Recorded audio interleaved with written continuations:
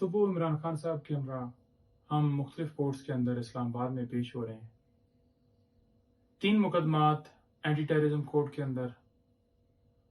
اور 2 مقدمات NAB court کے اندر اور مختلف مقدمات ڈسٹرکٹ کورٹ کے اندر لگے ہوئے ہیں۔ 16 کے قریب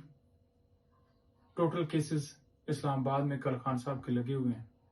جن میں وہ پیش ہوں گے۔ اس کے علاوہ ٹرانسفر اپلیکیشن وہ بھی سماعت کے لیے کل اسلام آباد ہائی کورٹ کے اندر فکس ہو گئی ہے۔ 6 وہ درخواستیں ہیں جن میں ہم نے صدا کی ہے کہ طاہر سرپرست صاحب سے ہماری یہ درخواستیں ٹرانسفر کی جائیں۔ تمام مقدمات میں عمران خان صاحب عبوری ضمانت پہ ہیں۔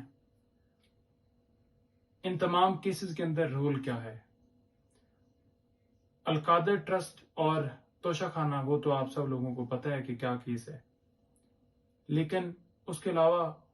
جتنے مقدمات ہیں تمام میں ایما کا رول ہے، انسٹیگیشن کا رول ہے کہ عمران خان صاحب کی ماں کے اوپر پی ٹی آئی کے ورکرز نے احتجاج کیا، پی ٹی آئی کے ورکرز نے توڑ پھوڑ کی، املاک کو نقصان پہنچایا۔ یعنی کہ جتنی بھی ریلیاں نکالی گئی ہیں یا جتنے بھی پیسفل پروٹیسٹ کیے گئے ہیں قانون کی بالادستی کے لیے، عدلیہ کی آزادی کے لیے یا الیکشن کے حوالے سے یا دیگر، تو ان تمام پروٹیسٹ کے اوپر، ریلیوں کے اوپر دفعہ 144 لگا کے لوگوں کے اوپر تشدد بھی کیا گیا، پتھراؤ بھی کیا گیا، ڈنڈے بھی چلائے گئے، لیکن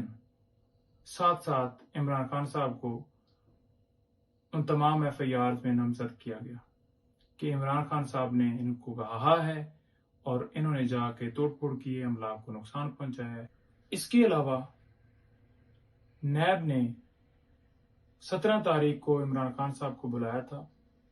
اور ہم نے نیب کو جو جواب دیا تھا وہ یہ گزارش کی تھی کہ ہم پہلے بھی آ کے آپ کے پاس تفتیش جوائن کر چکے ہیں، جتنے سوالات ہیں ان کے جواب دے چکے ہیں، تو لہٰذا اگر پھر بھی جواب آپ کا رہتا ہے تو ہم 19 تاریخ کو آ جائیں گے اور ہمیں جو بھی آپ کے سوالات ہوں گے ہم ان کے جوابات دے دیں گے۔ لیکن نیب کی طرف سے ہمیں صبح کے لیے نہیں بلایا گیا۔ یہ میلافائڈی شو کرتی ہے کہ عمران خان صاحب کو جس ڈیٹ کے اوپر وہ اسلام آباد پیش ہوتے ہیں اس ڈیٹ کے اوپر نوٹس نہیں دیا جاتا، بلکہ اس کے علاوہ بلایا جاتا ہے کہ آپ آئیں۔ آئے روز مختلف عدالتوں میں وہ پیش ہو رہے ہیں، کبھی ہم لاہور ہوتے ہیں،